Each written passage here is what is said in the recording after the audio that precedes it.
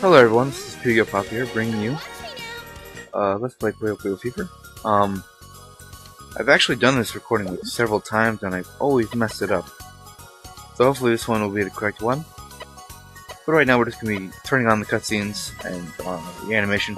But the animation for the chains doesn't actually work, and I don't know why. The animation for the chains actually zooms in when you're doing a big chain. So it looks really cool, but it doesn't work for some reason. Once upon a time, in some other world, there lived a young girl whose dream was to become a wonderfully clever magic user. Her name was Amity, and she is at her studies again today. Alright, so we enter into the training course. And you should know how to do a chain. Let's kick off today by reviewing the fever mode. But in this thing, they have pre-made chains. In fever mode, a ready-made Puyo chain will be dropped. Yep. Fever mode. These Puyo chains are there so you can start using them to make chain reactions. Yep. But you see, this doesn't actually happen all the time. I mean, they give you a chain, and then sometimes the next Puyo you get, it doesn't actually set off the chain. It sucks. Fever mode begins. So making your opponent attack and aiming for an offset strategy is one way to play the game. Also, offsetting. What is offsetting? That's that. It's actually when your opponent sets off a Puyo chain, I think I and then understand. Clear Puyo is about to drop down on your board. You can see it up at the top, and if you set off your own chains, you can get rid of some of that stuff on the top that's about to drop down, and that's called offsetting. Every single time you do an offsetting, then you get a fever point, and that fever point is added to your fever count, which is that meter right there that looks like a winding staircase, kind of, or a big billow of smoke. Sorry if some of the stuff I say doesn't make sense. I don't know why, but my throat doesn't want to stay clear, and my mouth is really dry for some reason. I will try to talk as clearly as I can, but it probably won't work that way because nothing really works for me. Nothing, I say. So as you can see, we went straight for the Kaidan, but then we messed up. But miraculously, we still managed to get off a 5 chain. And I was just about to set off 2 chain, but Rita died anyway. I mean, Ryder. What the heck? It's kind of strange. So, Taru, another student in this class. I don't actually know what he does, but I do believe that he goes for big chains. I don't know. That is a very educated guess.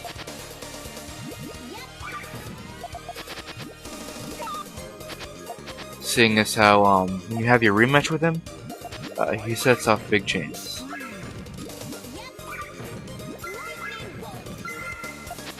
And I thought I had something there, but I actually didn't.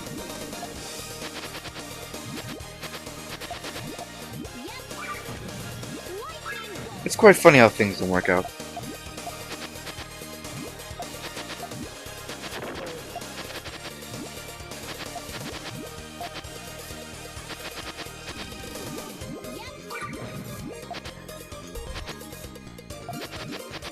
And right now I'm going to set up for 3 chain. And that pretty much wins us the game. God, why is my mouth so freaking dry? It's crazy. That's good to hear, young lady. Then, I guess it's test time. What? A test? Yep. What would learning be without exams? After all, applied knowledge is... So right now we're going to go against Miss Accord, which is the teacher. And you do go against her later on in the game. But, this time she's a little bit less crazy. Later on in the game she's a little bit more faster to make chains and stuff.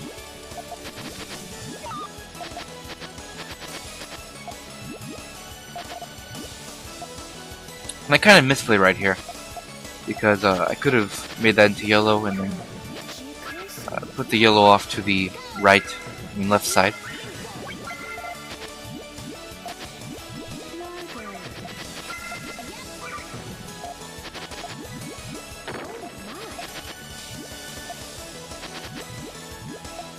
And one of these days I'll look up what the heck she's saying. You know,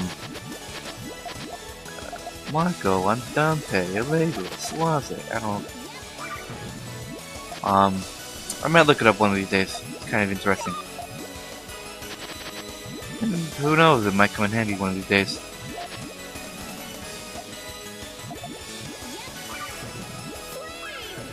And we thought we actually had something there, but I was wrong.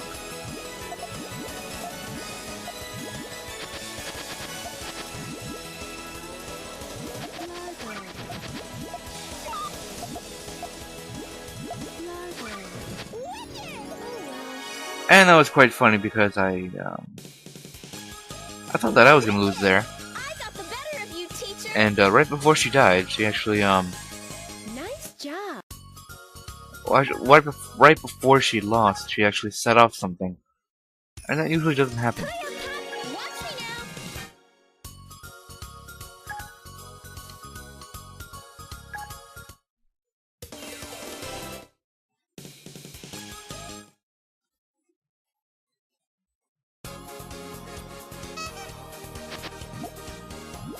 So right off the bat, we go into a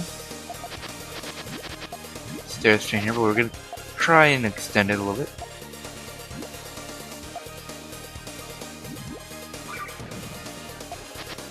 Oh, and if you're wondering what port of the game I'm using, I'm actually using the PC version, and I'm recording it with fraps.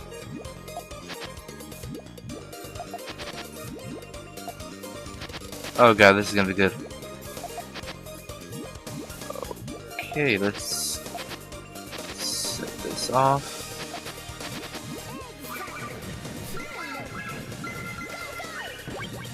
Ready, steady, go, accelerate. Oh, well, sometimes she says accelerate. I don't know when she says it.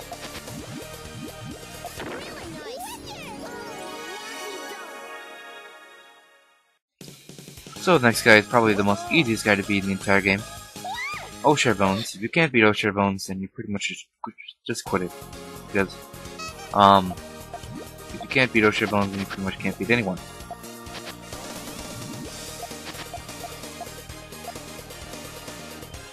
However, that's a complete paradox, because before you get to Oshare Bones, you have to beat your Fiending. So obviously you can beat someone. Right now I'm gonna go for an all clear.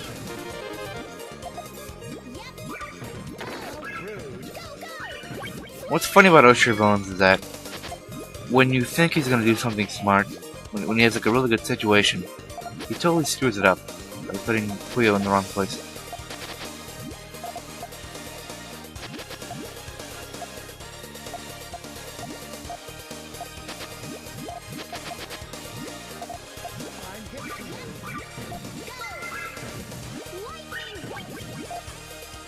Yeah, it was kind of a fail. Kind of. Wasn't really, because it was worth it. Right now, to finish off this part, we're going to go against one more person. And it's Ryder. The person we faced in the Run course. Only now she's a little bit more aggro.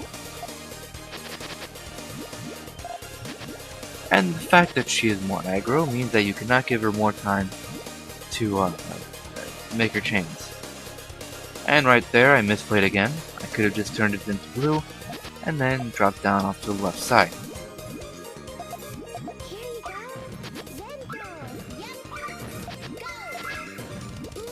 Keep in mind that I'm not an expert at this game. And,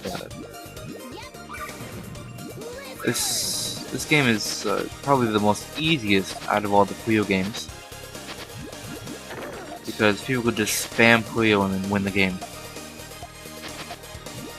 Just like how people can spam Elements of Dragons and win a Yu-Gi-Oh game almost all the time.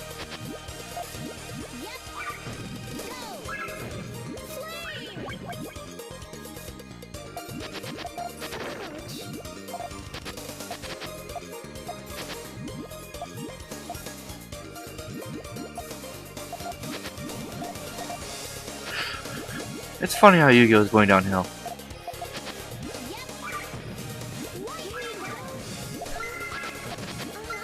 Well, anyways, yeah.